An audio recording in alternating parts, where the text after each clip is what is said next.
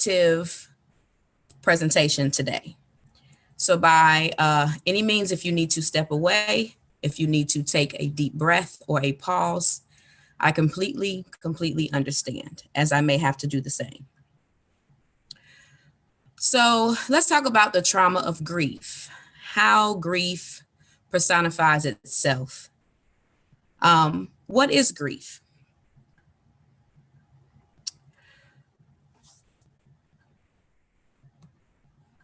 What is grief? So grief is deep sorrow, especially that is caused by someone's death. Now, Ecclesiastes 3:1-8 reads, "For everything there is a season and a time for every matter under heaven. It's a time to be born and a time to die, a time to plant and a time to be plucked up what has been planted, a time to kill and a time to heal, a time to break down and a time to build up, a time to weep and a time to laugh, a time to mourn and a time to dance, a time to cast away stones and a time to gather stones, and a time to gather stones together, a time to embrace and a time to refrain from embracing, a time to seek and a time to lose, a time to keep and a time to cast away, a time to tear and a time to sow, a time to keep silent and a time to speak, a time to love and a time to hate, a time for war and a time for peace." What is grief? Grief is deep sorrow, especially that is caused by someone's death. Let's move on. This grief quote simply says, "Grief never ends, but it changes. It's a passage, not a place to stay. Grief is not a sign of weakness, nor a lack of faith. It is the price of love." So I want to talk a little bit about identifying grief. The types of grieving are identified in the beginning stages of counseling and or in some cases in the series of questions in support groups. So how do we identify grief? Grief is categorized in two phases. The instrumental grieving, such as its focus is primarily on problem-solving tasks. This style also involves controlling or minimizing emotional expression.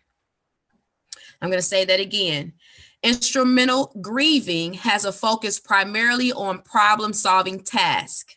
This style involves controlling or minimizing emotional expression. Then there is intuitive grieving. Intuitive grieving is based on an heightened emotional experience. This style involves sharing feelings, exploring the loss of the relationship, and considering mortality.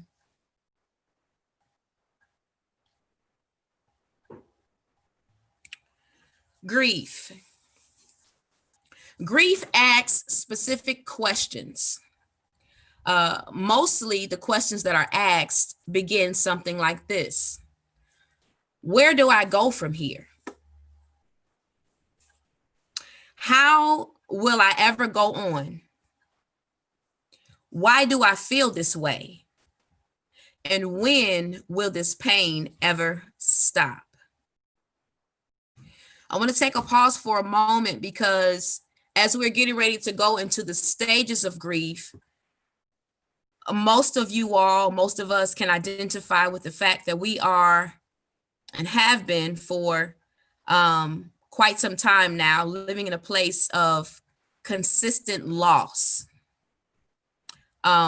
Be it loss of a loved one, be it loss of a brother or sister in the community, be it loss of leadership, loss of guidance, various losses that we are all experiencing in such a time as this.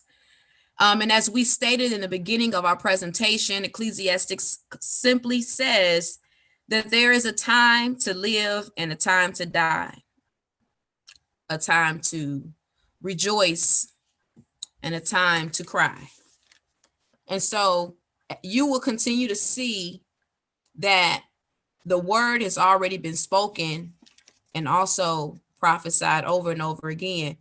But this is a time in which we are facing presently and have faced for some time.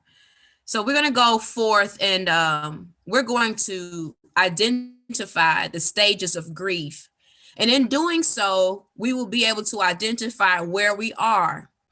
But prior to us entering the stages of grief, I want you to understand that the stages of grief does not happen all at once. They do not happen only one time. There are cycles in the stages. So let's talk about the stages of grief.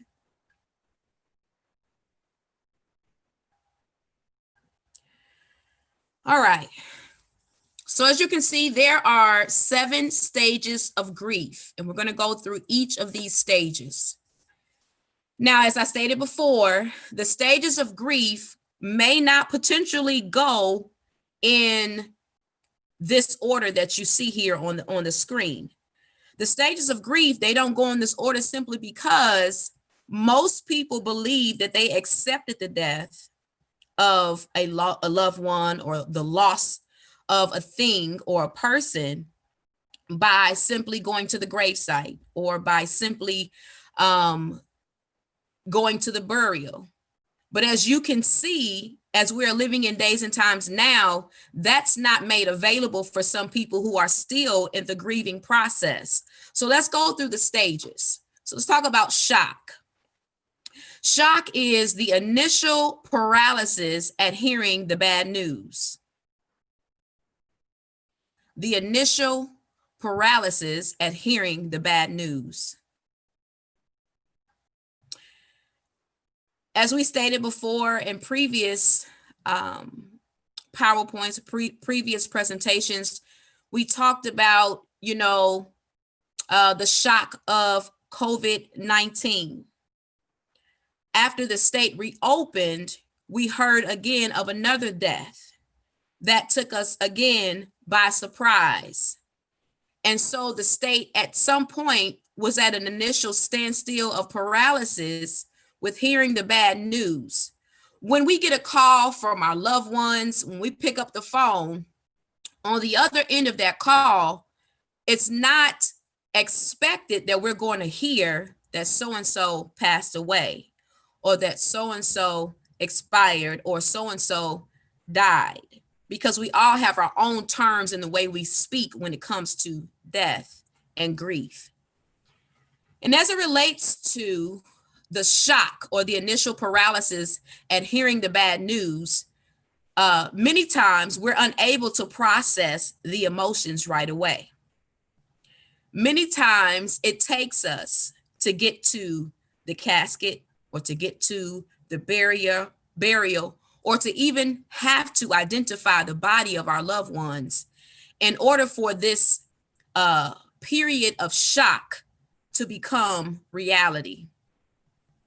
Once shock is activated and the initial emotional responses of shock begins to come real, then we go through a period or phase of what we will call denial. Denial is trying to avoid the inevitable. That means to not accept it as real, or to say somewhere in our minds, somewhere in our emotions, that this is not real. I'm going to wake up tomorrow and I'm going to hear their voice again. I'm going to wake up tomorrow and I'm going to be able to go to the store or call my girlfriend or call my mom or call, my loved one and hear their voice yet again. So again, we go through the initial shock. And once our brains begin to open up and understand that what has happened has now become real and our emotions begin to take place, now we're entering into denial. which is trying to avoid the inevitable. Then as we go from denial, we enter into anger. Most people would try to suppress how they actually feel about the death of a loved one. Now, anger is frustration being outpoured.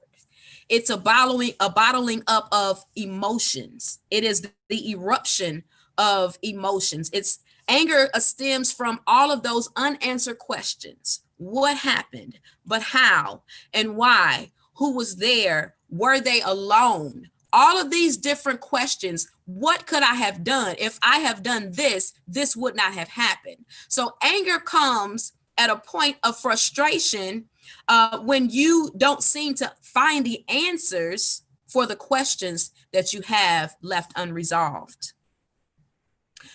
So we go through the initial phase of shock, and then we enter into denial, and then we have an eruption of emotions that usually ends up into anger. And so from anger, we transition into bargaining. Now, bargaining is seeking in vain for a way out. In most cases, this is where also guilt sets in. Guilt sets in because you're trying to reason with yourself. What could you have done if you known about it? What could I have done if I was there? Who else was there? How long did it take for them to call 911? How long did it take for them to come to the rescue of that individual or those persons or that people? So we have this is the reason why the stages of grief go in and out of waves. They go in and out of cycles, and we're going to get into that a little bit more. So from bargaining, we go into a depression. Depression is the final realization of the inevitable. It is coming to understand that they are no longer there, that this thing did occur, that yes, the call that came through was actually true. And then you settle in on those emotions and you begin to feel as if there's nothing else you could do or could have done, even if you wanted to. That this is the final realization of inevitable, meaning that there was nothing that you could have done to stop this incident from occurring. So we're going to go into testing. We've moved from shock into denial, from denial into anger, from anger into bargaining, from bargaining into depression, and now we are at testing. Testing is seeking realistic solutions. This phase we simply zoom through as we are preparing for the burial services, the memorial services, preparing to gather the family, preparing to gather food, preparing to make sleeping arrangements for those who will be coming in town to help us bury our loved ones or those things that we have lost. And as a result of that, we're seeking realistic solutions, but not in a way that we're actually processing the emotions, because we're busy in action, doing, being, and still trying to understand how we're going to become after. So after we've moved through shock and denial and anger, bargaining and depression, we've moved into testing. And what I like to say about testing is that area where, while you have everyone around you, it seems to be a level of comfort, but then you still have to deal with the pain and the silence after everyone is gone. And so we move into this phase of acceptance. Now, remember, we started with acceptance because most people believe that when you get to the burial site or the memorial or the casket, that is your way of accepting that they're no longer there. But what people have not began to realize is that grief does not start at the initial phase of loss. Grief begins when you realize the person is no longer there. So the 7 stages of grief does not always flow in the same direction for every person. It often happens in phases and not all at once, as we stated before. Grief comes in waves. The emotions are not always attached in its proper cycle. So as you see, it says shock to acceptance. But again, any of those variations can start. You just have to understand where you are in your process. And we're going to give you some tools to kind of navigate through that process of grief. It is important to know that whichever cycle or stage of grief you are in, you need to be present in them. Do not rush how you feel. Do not make excuses for how you feel. Do not justify why you feel the way you feel. Simply embody how you feel and move in the feelings of this as it passes or until the next wave takes place. Just because you reach acceptance does not mean you are completely healed. I'm going to say that again. Just because you reach a place of acceptance, it does not mean you are completely healed. It simply means you have reached a new level of healing and that the next cycle won't hurt as much. All right. We're going to move into the effects of grief. The effects of grief. As we all know, grief can affect us in many various ways, some different from others. But I also wanted to bring this in because I kind of wanted you to see some of the differences between how grief is dealt with in certain situations. So complicated grief. Complicated grief is the grief that is left without understanding. Usually this type of grief is murder. It is violent. It is tragic. It is the things that we can't seem to understand with our natural minds, why someone would do this to our loved one. What did our loved one do to put themselves in this type of harm, or if they did anything at all? So these are things that we can't make natural sense of, but we're forced to accept without reason. So broken heart syndrome. Broken heart syndrome is usually an onset of extreme or excessive stress. When a person experiences a shocking event, their body fills with stress hormones, okay? These hormones cause part of a person's heart to briefly swell or even stop pumping. The rest of the heart continues beating, causing blood flow to be uneven. But a person may feel intense chest pain. It also sometimes can feel like, like a heart attack, like I can't breathe. But unlike a heart attack, the arteries are not blocked. So broken heart syndrome is, to sum it up, in essence, it is the aching or the temporary malfunction of a broken heart.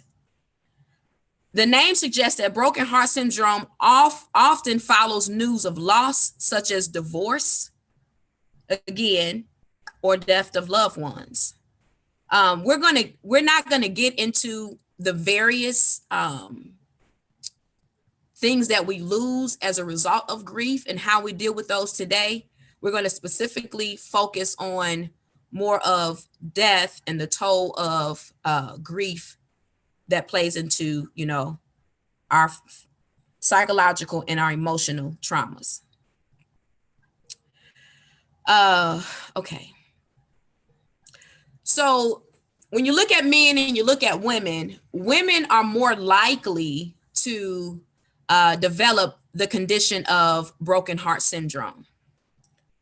Most people who experience broken heart syndrome recover within weeks, but deaths from conditions of such as these are, fairly rare.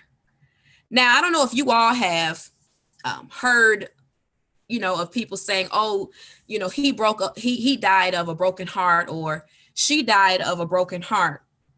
Well, I have heard that term various times before, and in so many cases, broken hearts are not something that you see; it's something you feel.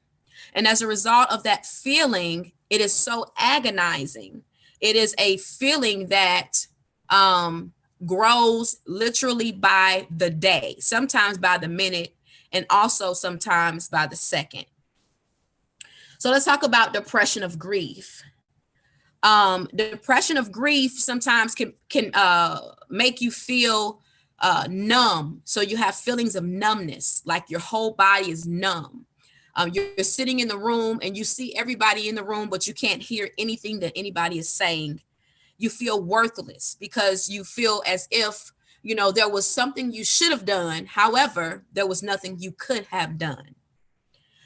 Lack of joy. So the zest that I had of life is no longer there. It has dissipated with the death of that loved one or the loss of that person or thing based on the situation or circumstance.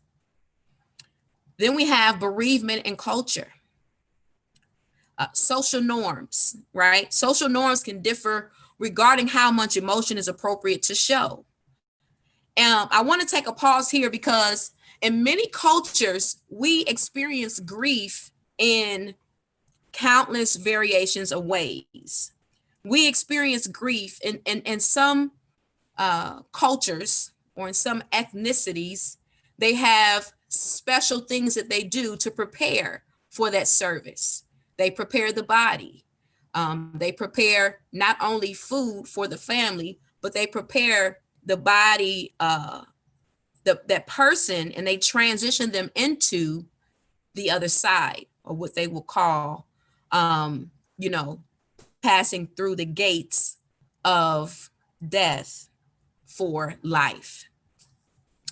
That being the case, every culture has its own practice, and those practices, need I say, need to be respected the way that those cultures respect that sacred space of grieving their loved ones. Baseline cultures tend to pathologize. They begin to overt sorrow. So some people or some cultures or some ethnicities do away with the sorrow of death, and they begin to celebrate life, right, as an exchange of this person passing through the gates, right? Because you hear people say from death, okay, well, at least they're not, suffering anymore, or at least they're not hurting anymore. So do we really understand what that means? Do we really know what it means to not suffer or to speak for that loved one? Because we don't necessarily know where they were, whether we saw them one way or identified them one way or another. So in many cases, people are encouraged to put on a happy face in front of others and to cut ties with the deceased. So this happens in a lot of cultures where they say, okay, let the dead be dead. They don't want you to go visit the grave sites. They don't want you to speak of the person's name anymore. They want you to allow them to rest in peace. And in many cases, it is not the healthiest way of dealing with grief. Why? Because grief does not begin at the gravesite. It happens after the mind and the emotions have understood and begin to express the feeling of that void from that loved one no longer being there. So as a result of putting on a happy face does not say that I don't miss or I don't love or yearn for my loved one being present. So every culture does it differently. However, we need to learn how to respect the differences in how we deal with grief as people. Then we're going to talk about the disenfranchised grief. Now, this grief focuses on the loss of a pet, foster child. You know, we have job, employment, income, dementia, homophobia, and even miscarriage, and so many other things that is considered disenfranchised grief. Disenfranchised grief can interfere with the bereavement process because society does not recognize these things as losses. However, I do want to say this: anything that we lose, be it a person, be it a thing, be it a memory, whatever it may be, it is a reason to grieve. What happens is many times we walk through life and we have lost people, and we have lost relationships, and we have lost things, and we have not grieved that process. So we carry those things around in our heart space, in our head space, in our emotional space, and it becomes, over time, it becomes weighty.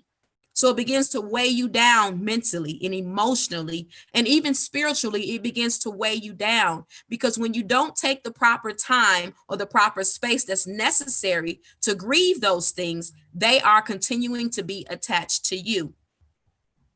So in disenfranchised grief, you may suffer repression, right? Or to deny your emotions.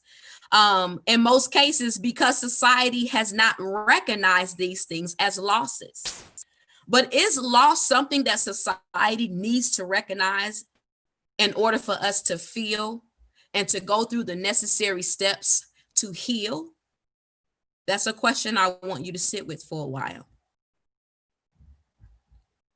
In many cases, mourning rituals, which is something that happens, within the grief process, these rituals can offer healing. They can offer closure. Okay. If a person is forced to grieve alone, then they also will deny or delay their recovery process. So let's talk about some coping methods of grief.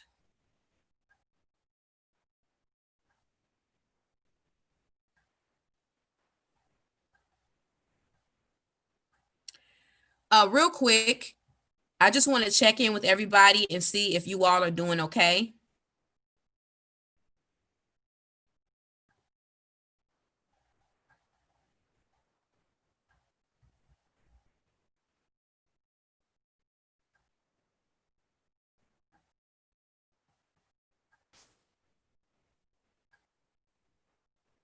Okay.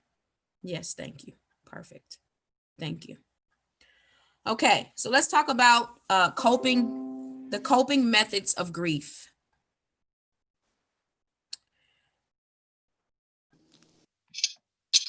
Auntie, sit down. Don't pull my hair. You did that the other day.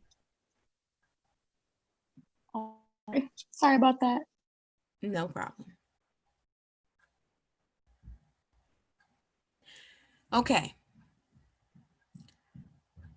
We're going to talk about a little bit about personifying. Okay. So personify means to represent or embody a quality or a concept or thing in a physical form.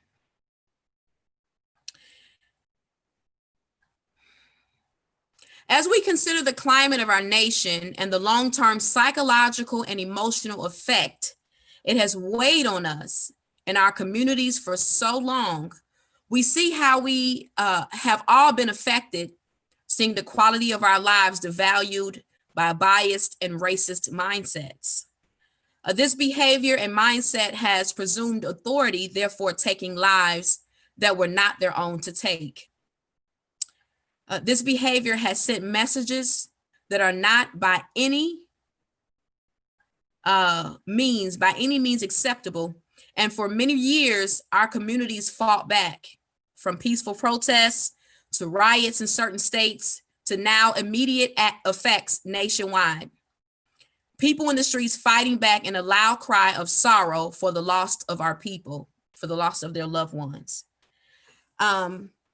Just the other day, I was on social media. I can't remember if it was Instagram or if it was Facebook, but I remember seeing a post that said, while they think we are only crying tears for George, we are still crying tears for Emmett Till.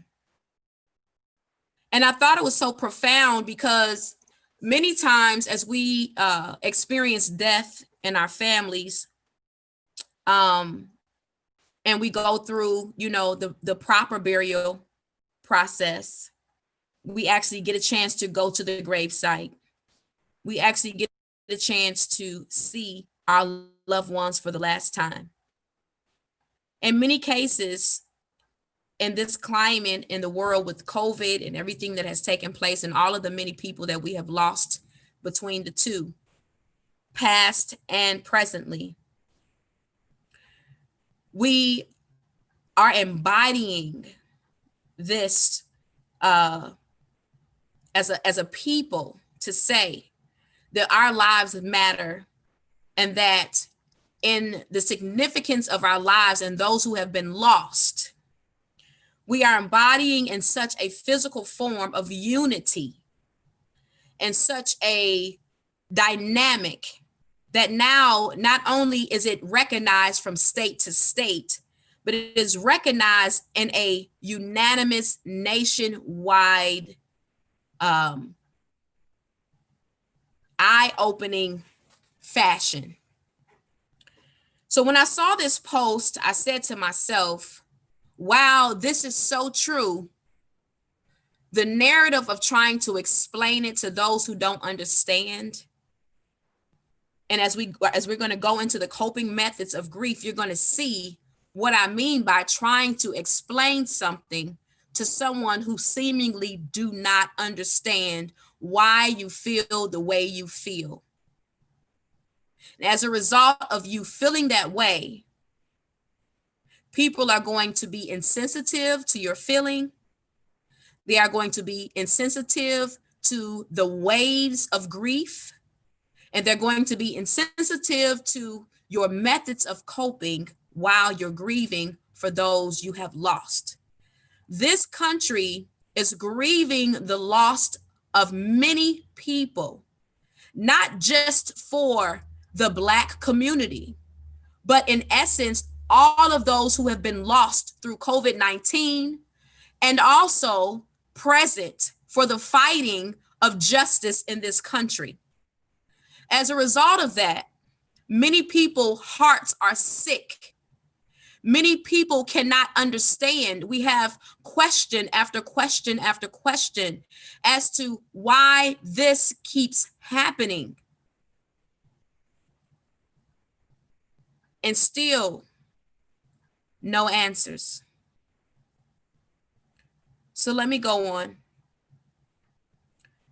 Coping methods of grief. Rule 1 is to recognize that there are no rules to grieving. I want to be very clear when I say this to you, because many people will make you feel as if your grieving has no significance. And I want you to know that your grieving has all significance, and it does not need to be explained. No one can tell you how long you should or how you are to grieve the loss of your loved one. If you are around people who are trying to silence your grieving and not add solutions to helping you heal, I suggest you remove them from your space until you feel safe or strong enough to re-engage. Number 2, recognize that life will not ever be the same as it once was. When you lose a loved one, depending on the nature of that or those relationships, it will create a void. It creates an emptiness, almost as if you have been cut off from the oxygen of life, or suddenly have lost a limb. It is absolutely normal to feel this way. I want to pause here because, wow, I need to take a deep breath. I'm myself, like many of you, have lost and is still in the grieving process. Again, many things trigger our grief, our mourning, many things in which we are seeing now in the world. Some people having to have funerals by way of Zoom. Some people having to know that their loved ones was set outside of a building in cold refrigerators to keep their bodies. Seeing many of our brothers and sisters, sons and daughters, mothers, fathers, beat down, choked down, and left for dead. In many reasons and in many cases, it will feel as if you cannot breathe. It will feel as if your heart has been ripped out because it hurts just that deep.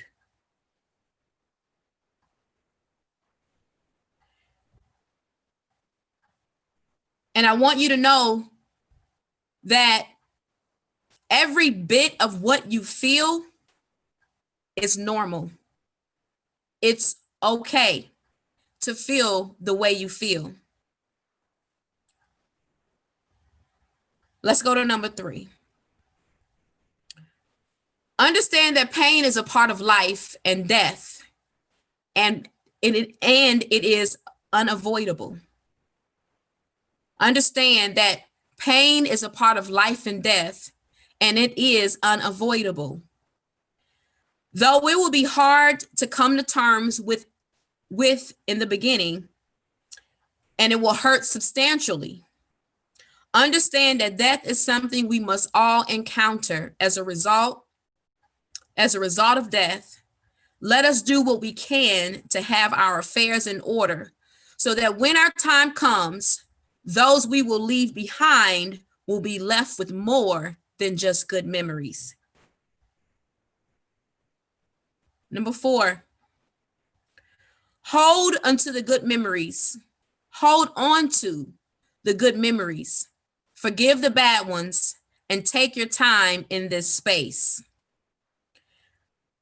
I'm going to take my time with this one right here because we oftentimes talk about the grief or the loss of a loved one, and we oftentimes talk about the memory of a loved one.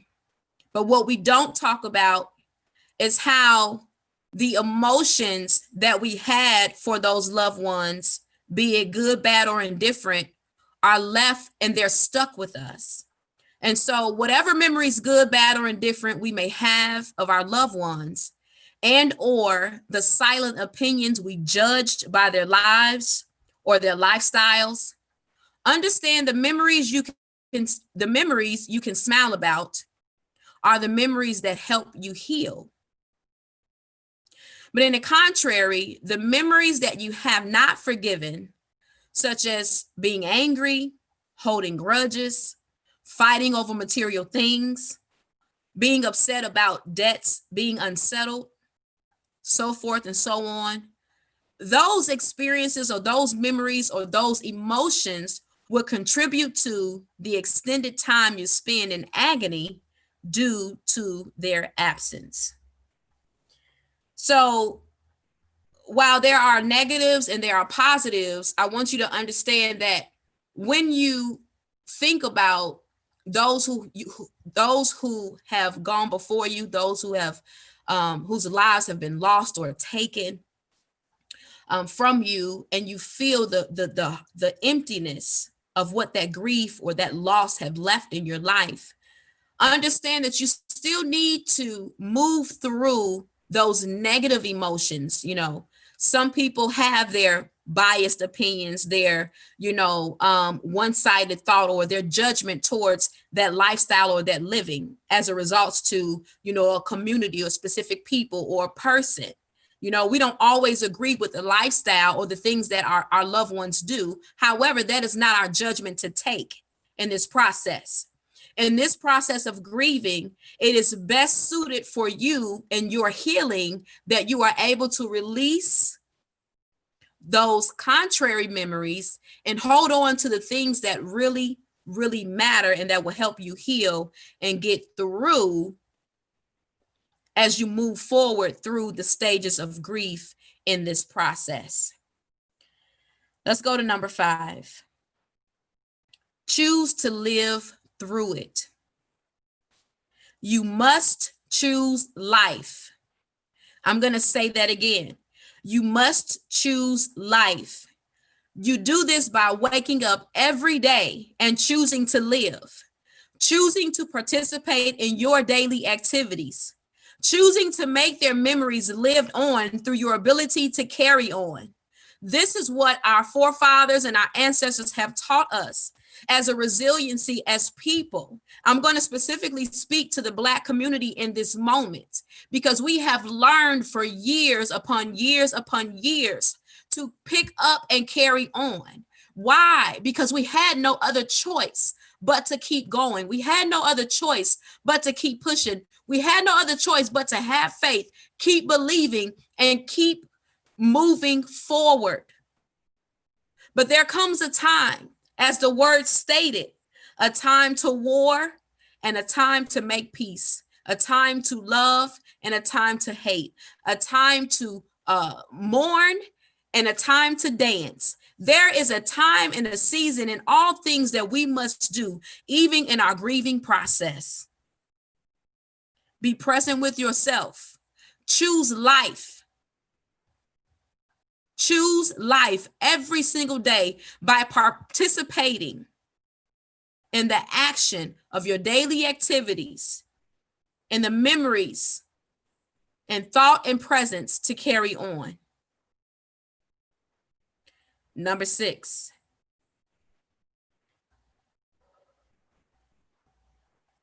Let people help you.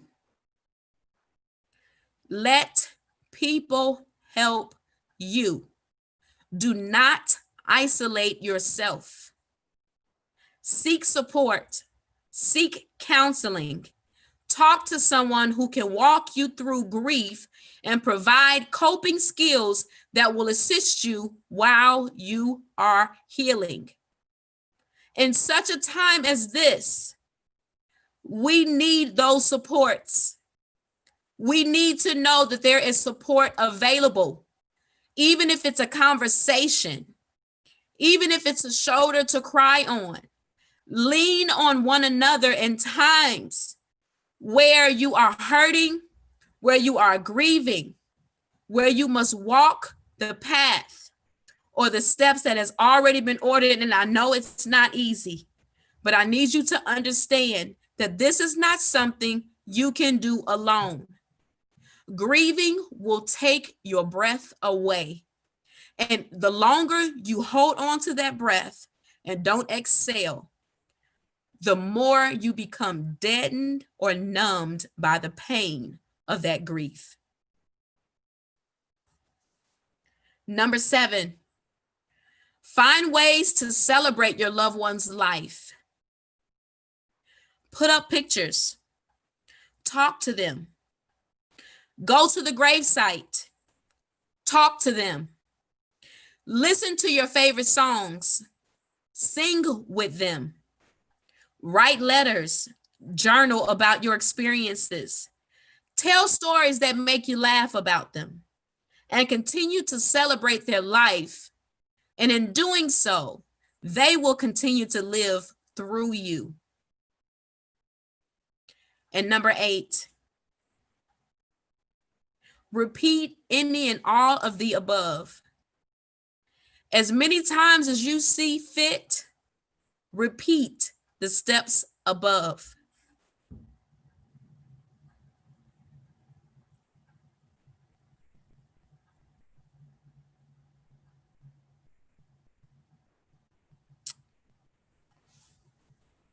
I want us to take a moment of silence to remember those we have lost.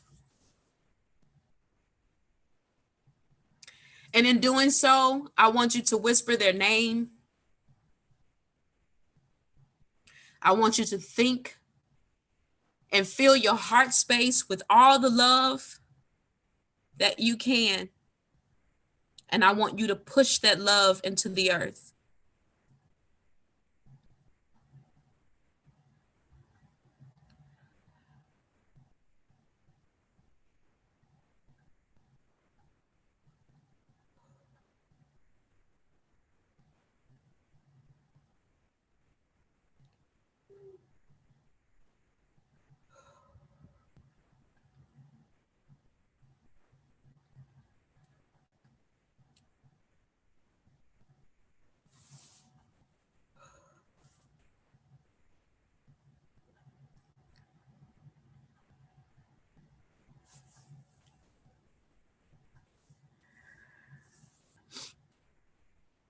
Let's move on.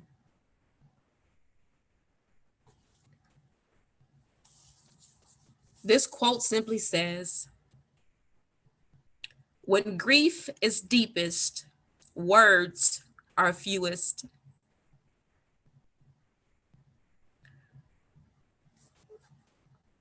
I just want to take a moment because, like myself and many of you, my heart grieves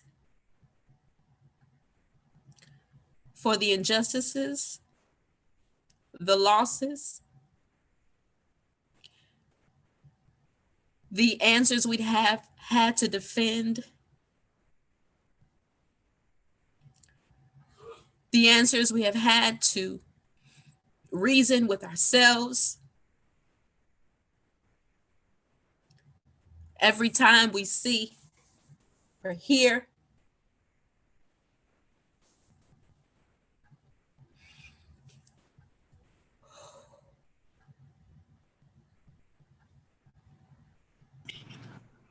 Jabrita, do you need to take a minute and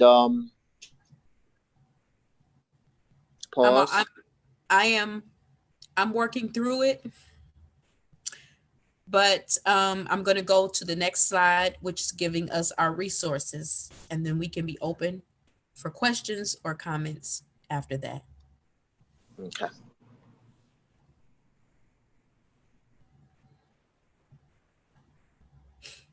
So we're going to talk a little bit about grief resources. And you can screenshot, you can write these numbers and these hotlines and these websites down. But the national helpline of this one specifically, the SAMH, SAMHSA, is the Substance Abuse and Mental Health Service Administration. Okay, that one specifically can also pair you with counselors in your state. They can give you resources from state to state because they may vary. So I want you to, if you need this line or know someone who needs help, you can write this number down. You can email it, screenshot it, send it out, however you need to do. But it's specifically for Substance Abuse and Mental Health Service Administration. And this is our government line. This goes across the board, so it does not change. If you go on the website, you will see various resources, even down to suicide and different things like that, that you may need to tap into or know someone who needs to tap into and or needs to be talked down, okay? The next one is Grief and Loss Crisis Response Network. This is the tragedy line, 1-800-203-2273 or 1-800-203-CARE. The crisisnetwork.org.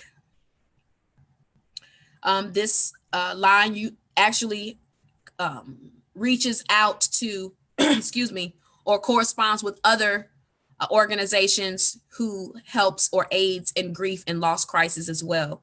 So the Grief and Loss Crisis Response Network. And then lastly, the Grief Resource Network, which is 1-800-273-8255 or 1-800-273-TALK. And then in Spanish, we have 1-866-628-9454 or griefresourcenetwork.com. With that being said, I am done with my presentation. I am now open for questions or comments or concerns. If it's something that you just want to talk about, air out, we're here. Thank you. Thank you, Jabrita. Does anyone have any questions for Jabrita? Yes. Hi, Jabrita. Thank you so much for this presentation. So my question is, how do you deal with, how do you be there for someone who lost someone who's grieving, who's going through a grieving process, whether it's personal or professional?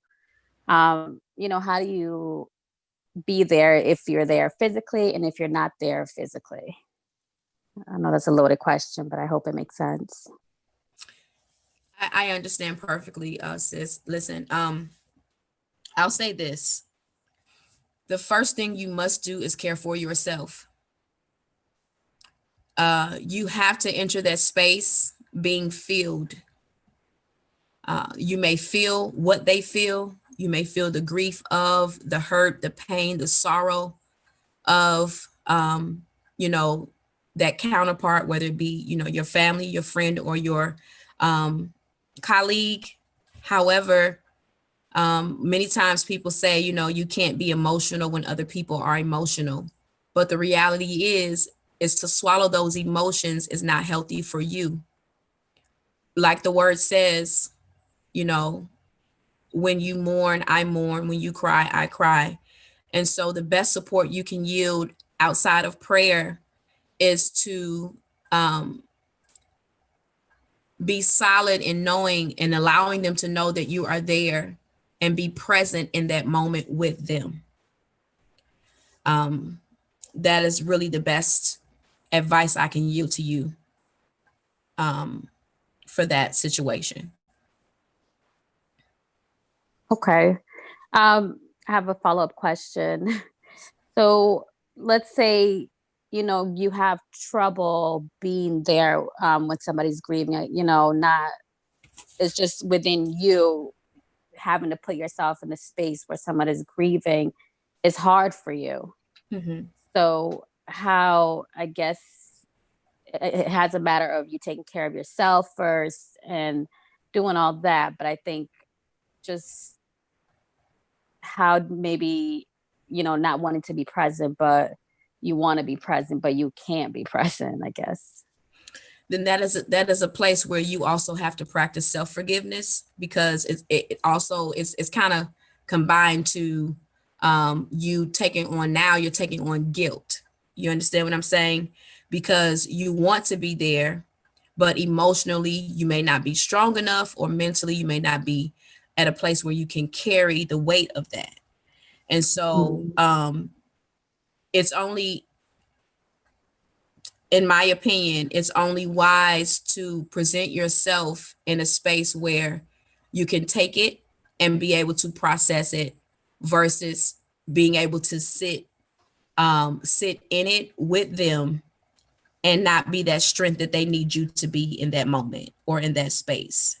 So, take the time that you need to fill yourself up through prayer, through self-talk, through music, through dance, whatever those channels are that you need to fill yourself up with. So that way, when you go out, you can give from a place, that support that's yielded toward them. And if you cannot be there, the best thing you can do is, send a card. Definitely, like I say, I always yield towards prayer. Send a card, make a phone call, even if you just need to listen.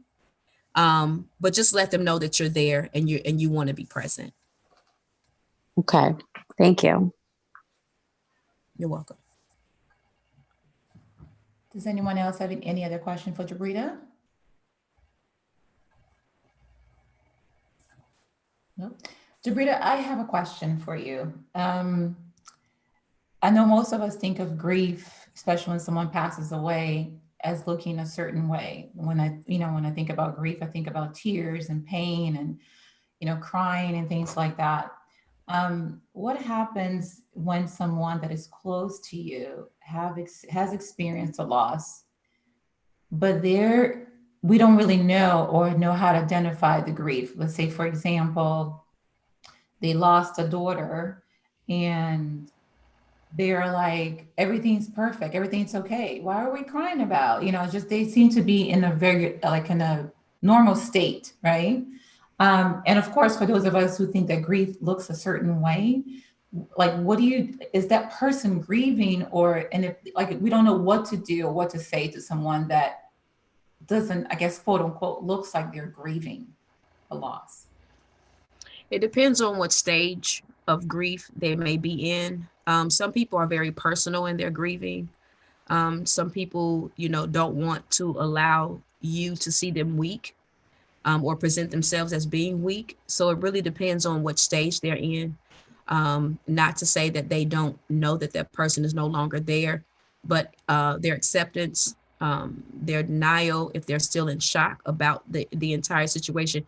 Remember, grief does not have a start or end date. It has no expiration.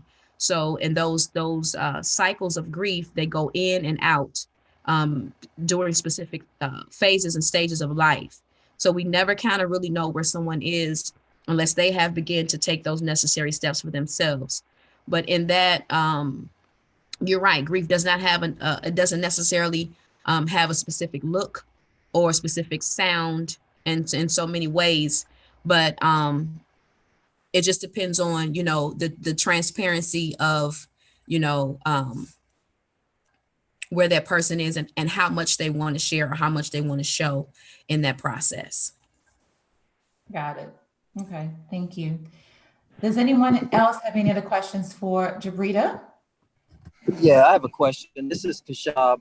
My question is in regards to when, let's say, spiritually, you go from one belief system to another, or say, for example, you leave what we call the world and you enter into a system or a way of living that is different from the one that you came up in.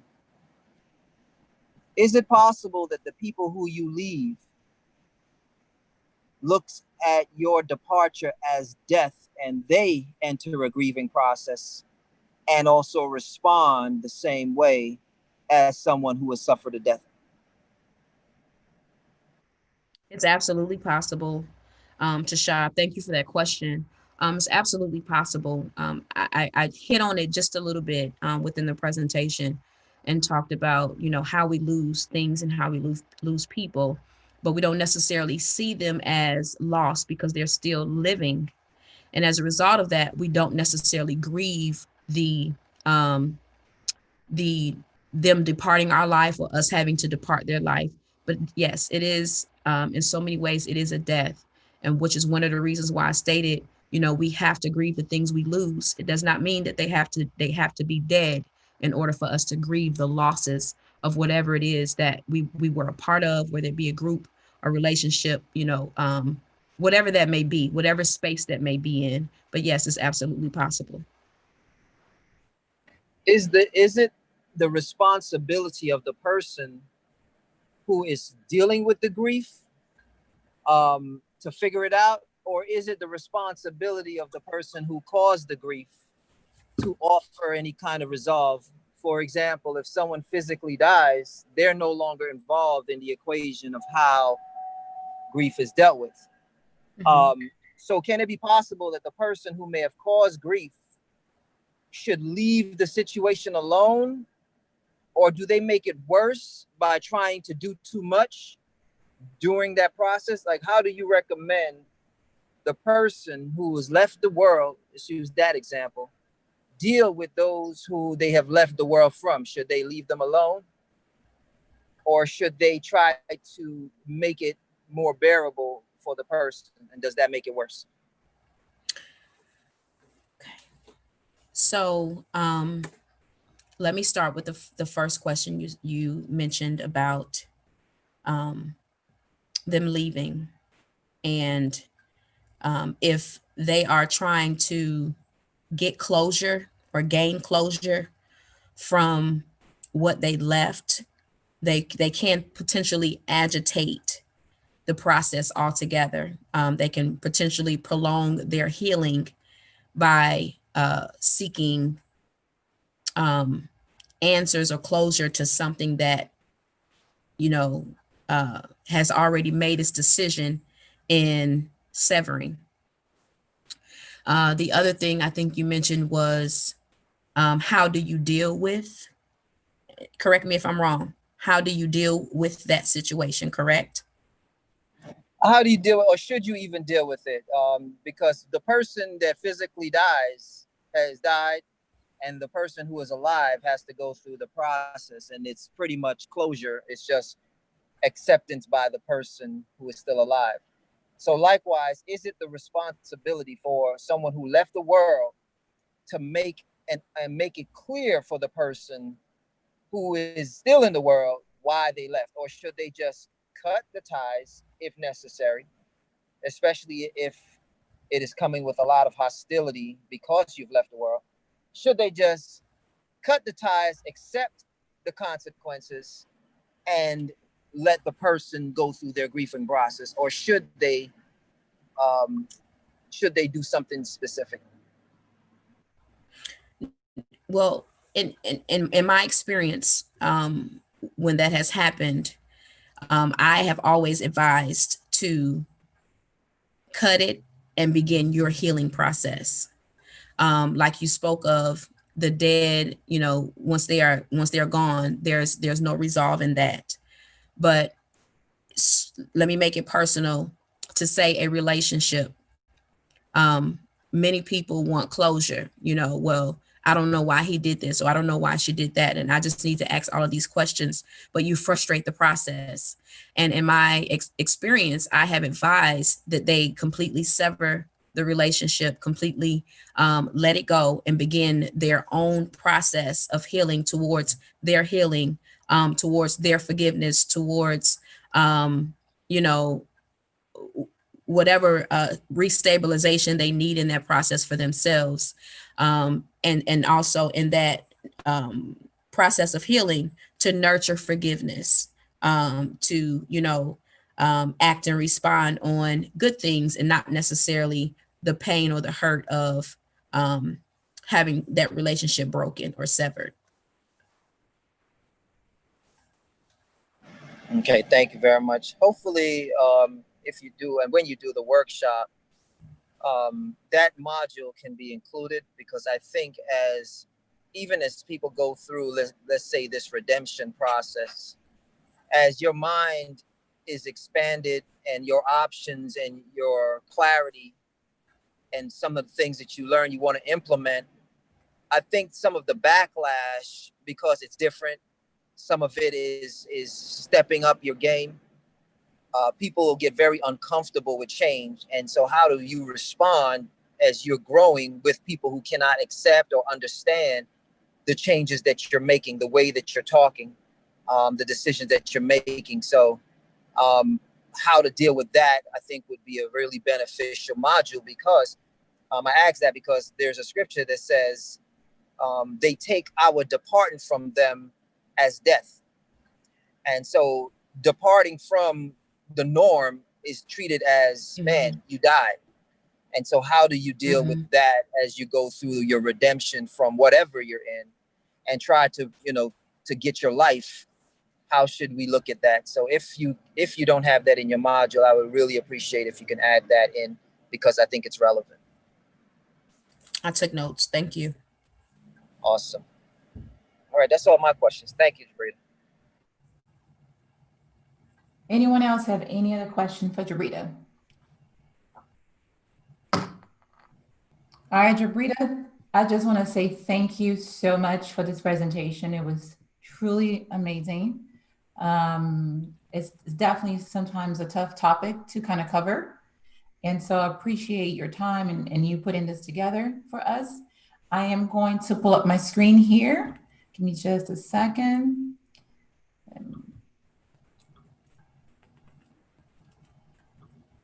All right. And Jabrita is going to be hosting a 3-day workshop on June 24th, 25th, and 26th. For those who are interested, you'll be receiving an email to sign up for that. And as always, share with your friends and families about the 30-day redemption. Let them know. If you miss any of the days, we have the replays on our Facebook page. You can also go to our YouTube channel and also donate to this purpose. Various ways you can do it. And tomorrow we'll be doing day 9 of the 30-day redemptions, and we'll see you guys then. Thank you so much for coming out today. You guys have a great rest of your afternoon.